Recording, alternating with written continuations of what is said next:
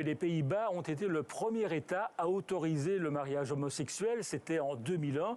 Et aujourd'hui, 16 pays européens reconnaissent ce droit, notamment la Belgique, la France et le tout dernier en date, la Grèce. Alors, dans certains pays comme l'Italie, pas de mariage possible, mais les homosexuels peuvent signer une espèce de contrat de cohabitant. Et puis, il reste quand même quelques pays comme la Roumanie ou la Pologne où il n'y a aucune possibilité d'union pour les homosexuels. Mais il n'y a pas que les homosexuels et le Parlement européen en particulier se bat pour les droits de toutes les minorités sexuelles. Le Parlement qui a d'ailleurs hissé ce matin à Bruxelles plusieurs drapeaux aux couleurs arc-en-ciel et les députés ont voté une résolution qui déclare que l'ensemble du territoire de l'Union européenne est une zone libre LGBT. C'est évidemment une réponse à un pays comme la Hongrie qui a adopté des lois contre les homosexuels.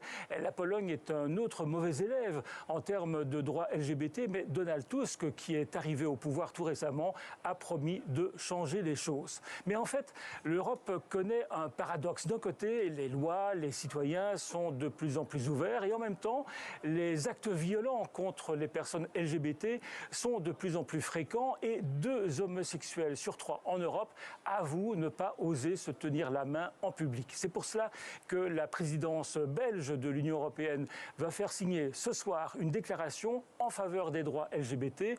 Une vingtaine de pays sur 27 devraient la signer. On observera les absents.